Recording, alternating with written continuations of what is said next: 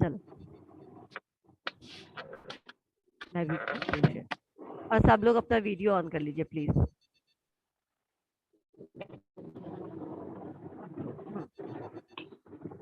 क्या पढ़ रहे थे आप लोग लास्ट क्लास में बताना? कॉम्पिटेंट पार्टीज टू कॉन्ट्रैक्ट, यही ना? Yes ma'am. Minor, I think we are done with minor.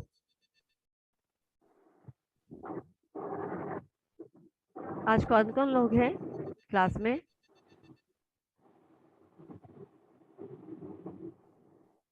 Lovely, Abid, Sunny and Surbhi. और कोई? नसरीन, आई थिंक नसरीन भी है। यस, ठीक है। कुछ इसमें क्वेश्चन पूछना है लवली जो नहीं समझ में आया हो? No ma'am. सुरभि, कुछ पूछना है? मैम मैंने पूरा नहीं पढ़ा है, पढ़ने के बाद। ठीक है, ठीक है। तो अब हम अनसाउंड माइंड कवर करना है ना आज हमको, हमें, क्योंकि हम टोट्स तक पढ़ा चुके थे, सिविल रॉन्ग या liability of A minor in case of टोट्स बता चुके थे। Now person of unsound mind, ये भी मैंने थोड़ा बहुत बता दिया है, फिर भी अभी फिर से एक बार देख लेते हैं कि section 11 of this contract act says that कि कौन से लोग हैं जो साउंड माइंडेड हैं और कौन से लोग हैं जो अनसाउंड माइंडेड है। ठीक है ना? They talk about sound minded people. Contract made by a person of deficient mind is void. Deficient mind मतलब जिसके पास दिमाग की कमी हो, यानी कि जिसका दिमाग विकसित नहीं हो, मैच्योर नहीं हो, जो इमैच्योर है या फिर जो साउंड माइंडेड नहीं है। सेक्शन 12 बोलता है कि वैसे लोगों के साथ किया गया कॉन्ट्रैक्ट कैसा कॉन्ट्रैक्ट होता है? वॉइड होता है। उसको कोर्ट में किसी भी तरीके से आप एग्जीक्यूट नहीं करा सकते, वो वैलिड कॉन्ट्रैक्ट नहीं है। A person is said to be unsound mind for the purpose of making a contract if at the time when he makes it he is incapable of understanding it.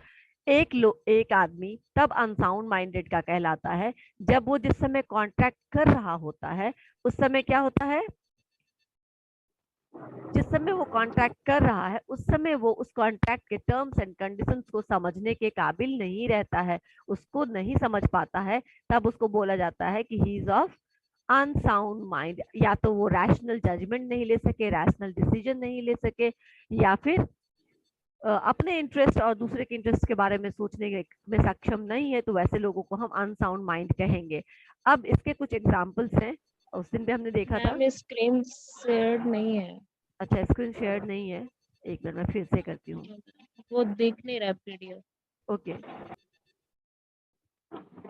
कभी कभी ऐसे हो जाता है, मुझे बता दिया करो क्योंकि मुझे नहीं पता चलता, यहाँ से शेयर दिखता है। अभी ठीक है? यस। Yes, ma'am. नाउ क्या है? एक a person who is usually of unsound mind but occasionally of sound mind, मतलब ऐसे भी लोग होते हैं, जैसे हमने उससे ल्यूनाटिक को समझाया था। इडियट मीन्स परमानेंट मैड, ठीक है ना? हमेशा के लिए पागल है ये। लेकिन अनसाउंड ल्यूनाटिक मीन्स व्हाट? कि ये फेज वाइज कभी ठीक हो जाता है, कभी फिर से इसको प्रॉब्लम हो जाती है। तो इस तरीके के लोग जो ओकेजनली साउंड माइंडेड के होते हैं और ओकेजनली अनसाउंड हो जाते हैं, पागलपन, जिनको दौरा आ जाता है पागलपन का, जो नहीं समझ पाते, वैसे लोगों को क्या बोला गया है? A person in A lunatic asylum. ऐसे लोग जो ल्यूनेटिक असाइलम मतलब जानते हो क्या होता है? Lunatic asylum no ma'am. पागल खाना है ना? ल्यूनेटिक असाइलम मतलब पागल खाना होता है। तो ऐसे लोग जो पागल खाना में रहते हैं और कुछ इंटरवल्स पे नॉर्मल हो जाते हैं, बाहर आ जाते हैं, और फिर उनको अचानक से पागलपन का सनक आता है, दौरा आता है, तो वापस उनको उसमें हॉस्पिटल में भर्ती कर दिया जाता है। तो ऐसे लोग उस इंटरवल में, जिस इंटरवल में वो साउंड माइंडेड होते हैं, जिस इंटरवल में वो सही दिमाग के होते हैं, उस दिमाग में वो कॉन्ट्रैक्ट अगर करते हैं तब वो वैलिड होता है, और जब अपने पागलपन के दौर में वो कॉन्ट्रैक्ट करेंगे तब वो वॉइड हो जाएगा, क्योंकि तब उनको अलाउड नहीं है कॉन्ट्रैक्ट करना। क्लियर हुआ? ल्यूनेटिक का मतलब समझ में आया? Yes ma'am. ठीक है सर, ये सब एक्सप्लेन किया था मैंने पहले भी। उसके बाद दूसरा क्या है? A person who is really of sound mind but occasionally of unsound mind. अब ये ल्यूनेटिक दो तरीके के हो सकते हैं। एक हो सकता है कि नॉर्मली क्या है, वो नॉर्मली वो अनसाउंड माइंड का है, लेकिन कभी कभी वो साउंड माइंडेड हो जाता है, कभी कभी वो सही दिमाग में हो जाता है। लेकिन दूसरा केस क्या है, नॉर्मली वो साउंड माइंड का ही है, हमेशा वो सही ही रहता है, बस कभी कभी वो क्या हो जाता है, पगला जाता है।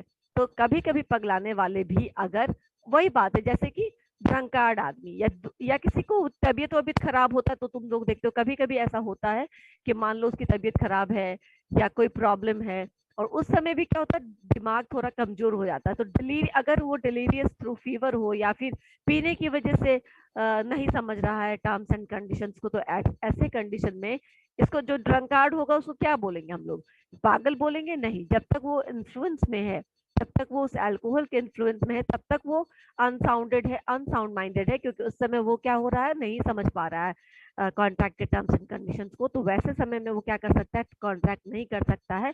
लेकिन ओकेजनली तो वो नॉर्मल है, अदरवाइज जब वो नॉर्मल होगा तब वो कॉन्ट्रैक्ट कर पाएगा।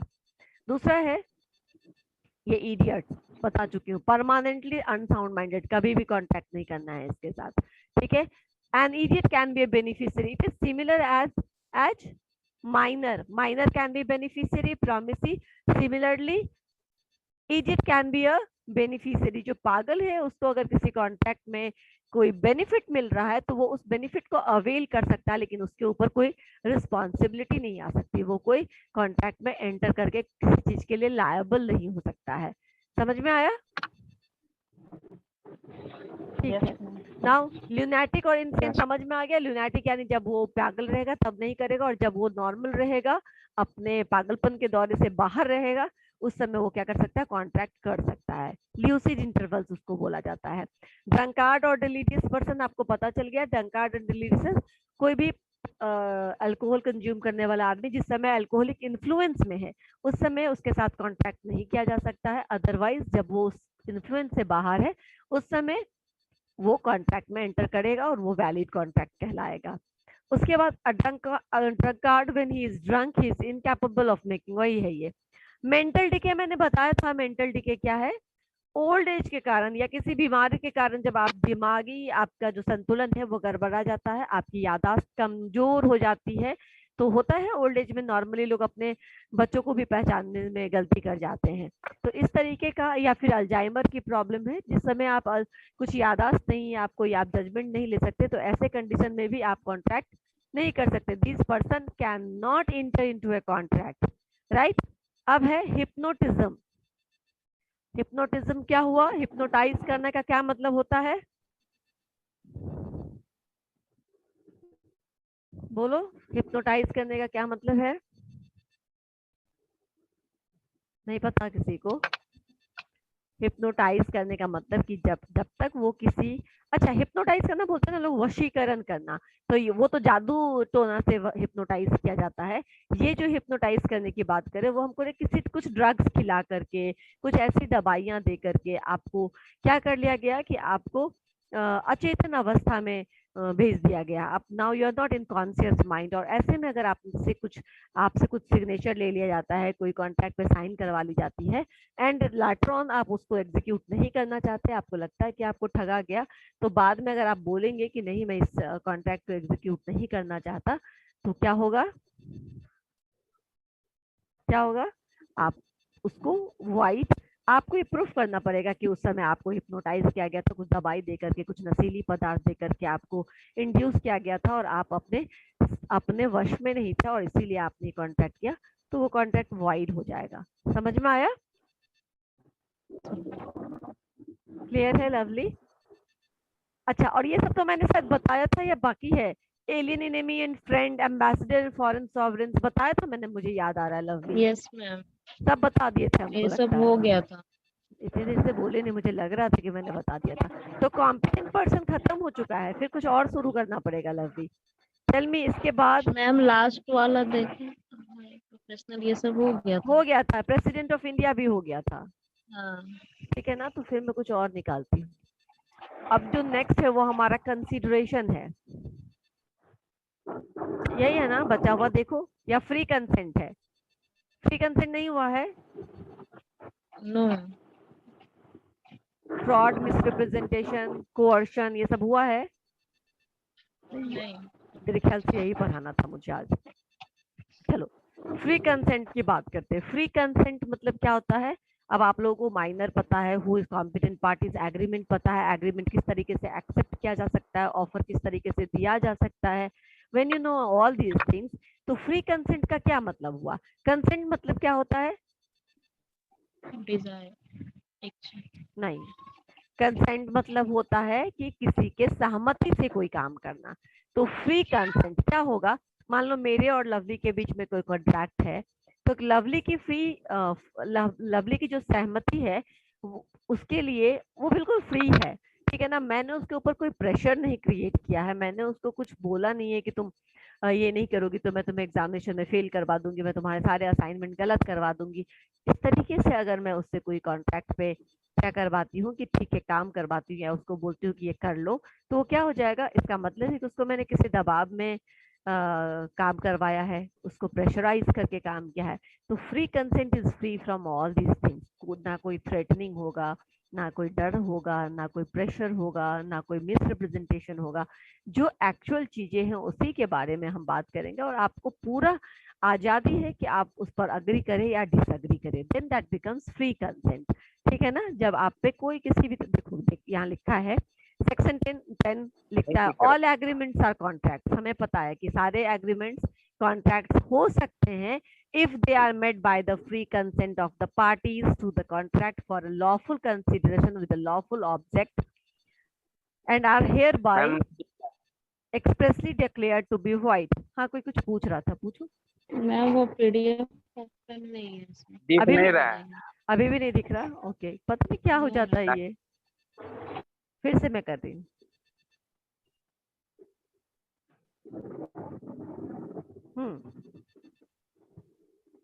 अभी दिख रहा है?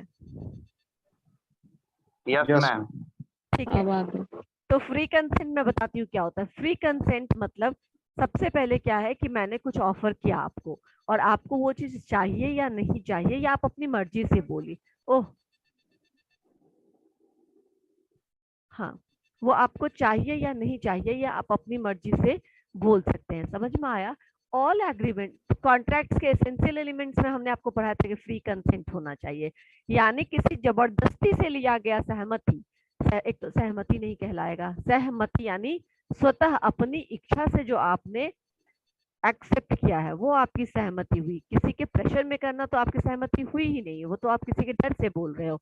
तो this is what all agreements are contract. सारे एग्रीमेंट्स कॉन्ट्रैक्ट्स हैं अगर उसमें सारे एसेंशियल एलिमेंट्स है, जैसे कि एक है फ्री कंसेंट। अगर पार्टीज का जो दोनों पार्टीज हैं उनका अगर अपनी मर्जी से अगर उस कॉन्ट्रैक्ट में वो एंटर कर रहे हैं तो, और अगर कोई लॉफुल कंसिडरेशन है मतलब उनके बदले में जो प्राइस डिसाइड हुआ है, कैश में भी हो सकता है, काइंड में भी हो सकता है, ये जो प्राइस है ये भी लॉफुल है। और साथ ही जो ऑब्जेक्ट है यानी जिस पर आप कॉन्ट्रैक्ट कर रहे हैं वो भी क्या होना चाहिए? लॉफुल होना चाहिए। किसी को मार के आने का, किसी के घर को जला देने का, किसी की गाड़ी को तोड़ देने का, इस तरीके का अगर कॉन्ट्रैक्ट है तो अनलॉफुल हो जाएगा ना वो कॉन्ट्रैक्ट। हाँ, यस तो मैम। इस तरीके के कॉन्ट्रैक्ट में अगर आप एंटर करते हैं तो वो क्या कहलाएगा? फ्री कंसेंट कहलाएगा। नाउ सी क्या क्या नहीं होना चाहिए फ्री कंसेंट के लिए। 2 or more persons are said to consent when they agree upon the same things in same sense, यानी consensus ad idem। अगर दो लोग एक ही चीज पर एक ही सेंस में अपनी सहमति देते हैं तो उसको हम कॉन्सेंट बोलते हैं। This consent is consider to be free when it is free from. इसी कंसेंट को हम तब फ्री कंसेंट मानेंगे जब यह फ्री है इन पांचों चीजों से। ये 5 चीज क्या क्या है? पढ़ो एक बार, बस पढ़ो कि क्या क्या है, मैं उनको एक्सप्लेन करूंगी। Coercion, first one is coercion. Now, up on.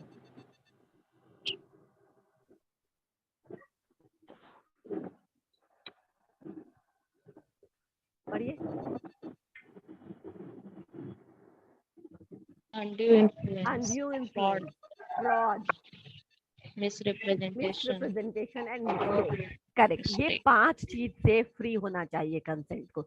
यानी गलती से कर दिया गया कमिटमेंट भी सही, भी क्या है? सही, फ्री कंसेंट नहीं है, गलती से हो गया। हम लिखना चाह रहे थे कि हम इस चीज को 10,000 में बेचेंगे, लेकिन हम जब टाइप कर रहे थे तो हमारे से क्या हो गया, 1000 हो गया या 1 लाख हो गया, एक जीरो कम हो गया या एक जीरो बढ़ गया, तो गलती हो गया ना हमसे टाइपिंग में, हमने इंटेंशनली नहीं किया है।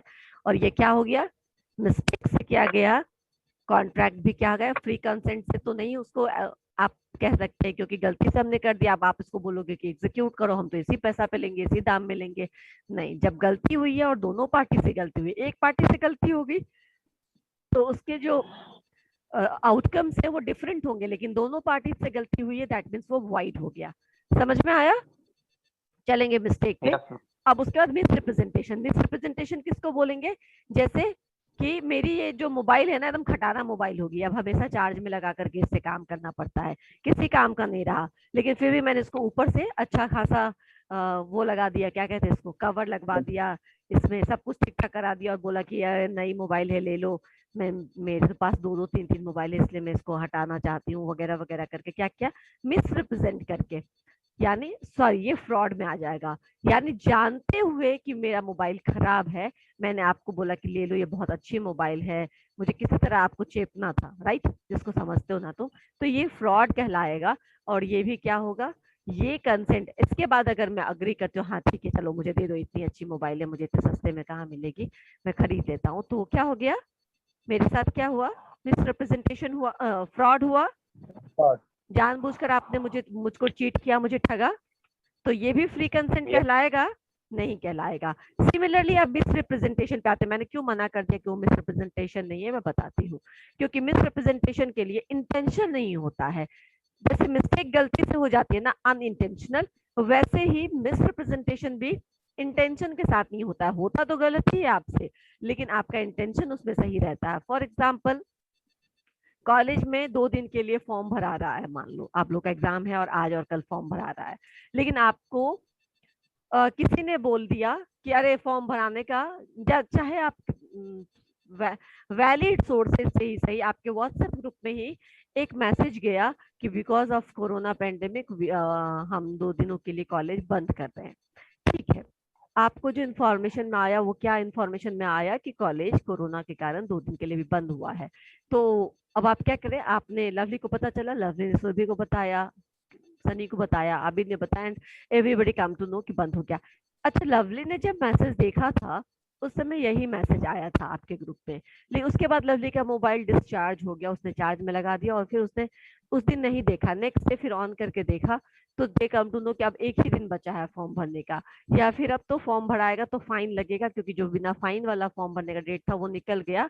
क्योंकि उस बीच में 2 घंटे के बाद एक और मैसेज आया कि लेकिन फिर भी हम कॉलेज बंद रखते हुए भी जिन बच्चों का फॉर्म भरने का डेट है उनको हम फॉर्म भरने के लिए बुला रहे हैं और उनका हम फॉर्म भर रहे हैं। अब क्या हुआ, मैसेज तो गलती से गलत मैसेज उसने सबको ट्रांसफर कर दिया, लेकिन इंटेंशन क्या था, इंटेंशन तो सही बात बताने का था। वो जब बता रही थी तब उसको पता था कि वो सही बता रही है, लेटर ऑन क्या साबित हो गया कि उसने झूठ बताया। तो ये जो उसको भी नहीं मालूम था कि उस समय वो झूठ बोल रही है, उससे गलती चीज ट्रांसफर हो रहा है। This is what miss representation. जब आपका इंटेंशन गलत करने का नहीं हो, धोखा देने का नहीं हो, झूठ बोलने का नहीं हो, और आपको भी नहीं पता है कि सच में ये फॉर्म भराने का डेट अभी है, अभी हमको फॉर्म भराने हम जा सकते हैं, और तब आपने ये जानते हुए लोगों को बोला है कि अभी फॉर्म नहीं भरा रहा है, तो क्या है, आपकी कोई गलती नहीं है, लेकिन मिस रिप्रेजेंटेशन हुआ। उसको समझ में आई ये बात? यस यस सबको आई? चलो नहीं आई तो आगे पढ़ेंगे फिर से डिटेल में, अभी तो मैं ऐसे ही समझा रही हूँ। Undue influence. अब अनड्यू इन्फ्लुएंस क्या होता है? अनड्यू इन्फ्लुएंस में मैं नीचे से ऊपर जा रही हूँ, सीधा क्रोनोलॉजी, इस बार मैं नीचे से ऊपर जा रही हूँ, ऊपर से नीचे नॉर्मली हम आते हैं।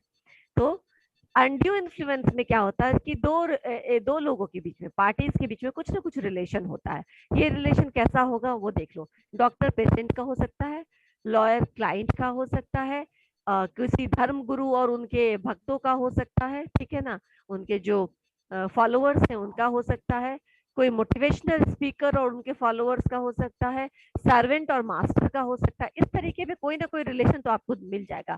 टीचर्स स्टूडेंट का हो सकता है। अच्छा, अब इन सारे रिलेशन बताओ कि क्या चीज कॉमन है? Master servant, lawyer client, doctor patient, teacher student, धर्म गुरु और उनके धार्मिक जो उनके फॉलोअर्स हैं वो, इसमें क्या तुम्हें एक कॉमन दिख रहा है? क्या रिलेशनशिप में क्या चीज कॉमन है?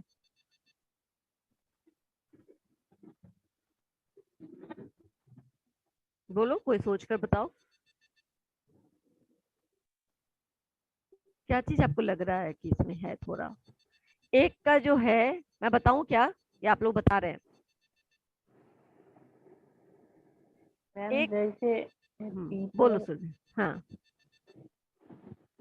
मैम जैसे लॉयर और ये का जो क्लाइंट होगा तो ये दोनों का काम का लॉयर ही कर सकता है, इस तरह से सबका रिलेशन है। मैं जैसे बताती हूँ, इन सारे कोई रिलेशन में धर्म क्या से है, एक का जो पोजीशन है वो हाई है और एक का पोजीशन जो है वो लो है ना? क्लाइंट ऑलवेज डिपेंडेंट होता है अपने लॉयर पर। केस को आप भैया पैसा ले लो जितना लेना चाहते हो, लेकिन तुम कैसे हमको हराओगे कि जिताओगे वो तो वो जानता है, लॉयर जानता है। तो क्लाइंट क्या होता है, कृपार्थी होता है यार, पैसा लेने के बाद भी वो रहता है यार किसी तरह केस जिता दे, है ना?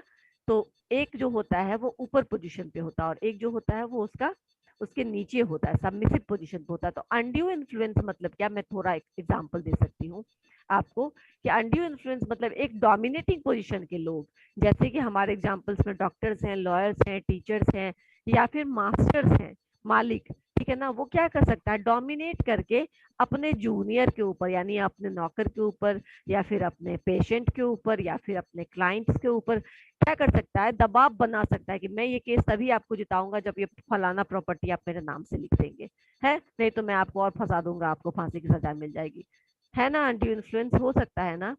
ये हुआ अपने पोजीशन का, अपने डोमिनेटिंग पोजीशन का यूज करके, गलत इस्तेमाल करके, अगर आपने अपने जो भी आपके अंदर काम करे उसको इन्फ्लुएंस किया और उससे कोई काम करवाया, तो वो क्या हो गया, वो भी फ्री कंसेंट नहीं हो गया, क्योंकि आपने क्या किया, अनड्यू इन्फ्लुएंस का, अपने पोजीशन का क्या किया है, गलत एडवांटेज उठाया है ना? समझ में आया? अनड्यू इन्फ्लुएंस किसको बोलते हैं? इसके लिए रिलेशनशिप होना जरूरी है और ये रिलेशन ऐसा ही होगा, एक सुपीरियर और एक इंफीरियर, एक उसके नीचे। कोअर्शन क्या हुआ? कोअर्शन, कोअर्शन मतलब क्या होता है, थ्रेटनिंग। प्रेशर थ्रेटनिंग में पता है ना? हाँ, जबरदस्ती। प्रेशर करना, थ्रेटन करना, किसी को धमकी देना, किसी को। ये धमकी कैसा, फिजिकल हार्म पहुंचाने का।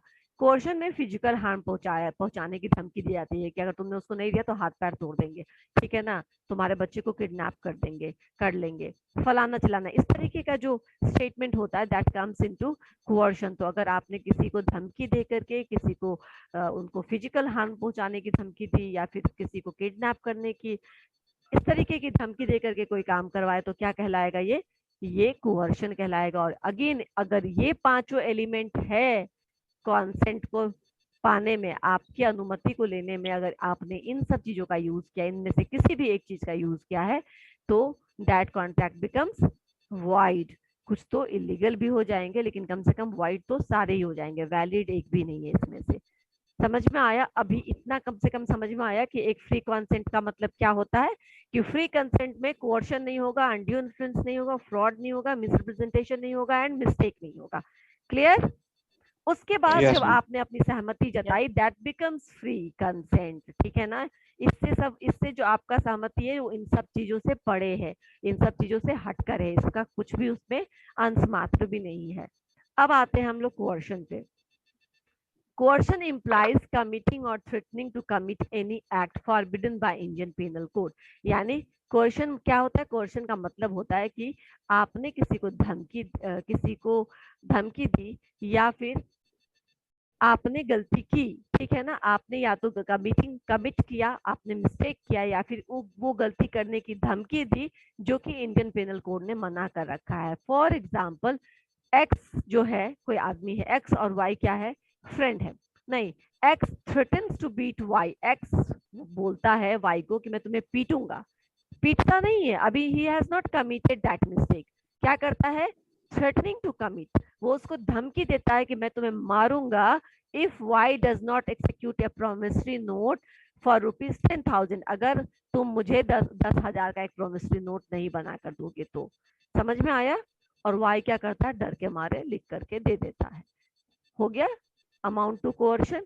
उसने गलती की या उसने गलती करने की धमकी दी, इन दोनों ही केसेस में अगर दूसरा पार्टी डर के आपका काम कर देता है, दैट मीन्स आपने क्या किया, कोर्शन का इस्तेमाल करके उससे वो प्रोमिसरी नोट लिखवाया है। समझ में आया? समझ में आया? अब दूसरा पॉइंट है, कोर्शन के बहुत सारे पॉइंट्स होंगे तो ध्यान देना। ये सिंपल पॉइंट है कि इसमें आप कमिट करते हो, यानी आप गलती करते हो, किसी को मार देते हो, मारने की धमकी देते हो, दोनों ही केसेस में ये कोर्शन कहलाएगा। और इस डर से अगर कोई दूसरा पार्टी एग्जीक्यूट करता है उस कॉन्ट्रैक्ट को, तो वो डर के मारे कर रहा, और इसको वो कभी भी कोर्ट में जाकर के वाइड करवा सकता है और आपसे वापस ले सकता है, क्योंकि ये कॉन्ट्रैक्ट वाइड हो जाएगा। नेक्स्ट है, coercion also employs the unlawful detaining or threatening to detain the property of another person. एक तो धमकी दिया या मारा, ठीक है ना, बात बराबर हो गया। एक क्या हुआ, ठीक है मेरा ही सामान तुम हमको नहीं दे रहे हो, बोलो जब तक हमको आप ये नहीं दीजिएगा हम आपको देंगे नहीं। कई बार हम क्या करते हैं, अपना सामान मूवर्स एंड पैकर से जब हम शिफ्ट कर रहे होते हैं, ट्रांसफर हो रहा होता है, तो हम भेजते हैं एक शहर से दूसरे शहर। अभी तो सब बात उसने अच्छी कर ली, जितना भी उसको लेना था 25,000 30,000 मांगा, हमने दे दिया उसको। अब क्या बोल रहा है कि नहीं, हम आपका सामान तब तक नहीं उतारेंगे आपके घर पे जब तक हमको आप 10,000 और नहीं दीजिएगा, रास्ते में ये खर्चा हुआ वो खर्चा हुआ, हमने नहीं लिखा था। अगर आप इस तरीके से क्या कर रहे हैं, एक्स्ट्रा पैसा मांग रहे हैं, तो क्या होगा, अब हमको देना पड़ेगा वो पैसे, राइट। तो मैंने दे दिया, उस समय तो अपना सामान छुड़ाने के लिए मैंने आपको दे दिया, लेकिन ये देना भी क्या कहलाएगा, लॉफुल तो नहीं कहलाएगा। ये भी आपने क्या किया कि मेरे ही सामान को अपने होल्ड में रख लिया और बोल रहे कि नहीं देंगे जब तक आप 10,000 और नहीं दीजिएगा, ये भी कोर्शन कहलाया। देखो यहाँ लिखा है, X a transporter refuse to deliver the goods unless unlawful charges are paid. Unlawful charges यानी जो कॉन्ट्रैक्ट से पहले अग्री नहीं था, कॉन्ट्रैक्ट से पहले 30,000 ही अग्री था, अब वो हमसे 50,000 मांग रहे हैं। ये 20,000 कहाँ से आया, नया कहाँ से आ गया? तो ये 20,000 जब तक आप में पे नहीं करिएगा मुझे, तब तक क्या होगा, तब तक मैं आपको आपका सामान नहीं दूंगा। X paid the charges, x ने क्या क्या दे दिया, उसको एक्स्ट्रा 20,000 दे दिया और अपना सामान ले लिया। अब एक्स चाहे तो कोर्ट में जाकर के अपने अनलॉफुल चार्जेस के लिए प्ली कर सकता है और बोल सकता है कि ये जो मुझसे करवाया गया, ये अंडर कोर्शन हमसे ये काम करवाया गया, आप मुझे वो 20,000 वापस दिला दीजिए। समझ में आया? यहाँ तक समझ में आया लवली? सुरभि? यस क्योंकि ये बिल्कुल नया चैप्टर है तो इसको ठीक से समझ लो। The act of coercion must have been performed with the intention of causing any person to enter into an agreement. अच्छा, अब ये कोर्शन ना झूठ मूठ का कोर्शन नहीं कहलाएगा। अगर आपको कोई ऐसे बोलता है, अच्छा ये तुम मेरा ये काम नहीं करोगे ना, चलो देखता हूँ तुमको, ठीक है ना, बाद में देखते हैं तुमको हम, ठीक है। अब बाद में देखते हैं तुमको मतलब क्या, कि वो अगर ऐसे कोई लोग धमकाते रहते हैं, पर वो धमकी किस इंटेंशन से होना चाहिए कि ये तुम करो, ठीक है ना, ये करवाऊंगा, मुझे मेरे नाम से 10,000 रुपए का चेक काटो, ठीक है ना, मेरे नाम से ये प्रॉपर्टी लिख दो, या ऐसा कोई काम करवाने के लिए, मतलब एग्रीमेंट में इंटर कराने के लिए अगर आप किसी को डरा धमका रहे हैं, तभी वो कोर्शन कहलाएगा। अदरवाइज लोग भर दिन ऐसे धमकी देते रहते हैं, चलो कोर्ट में देखते हैं तुमको, हाँ अच्छा तुमको बाद में देख लेंगे, इस तरीके की धमकी कोर्शन नहीं कहलाएगी।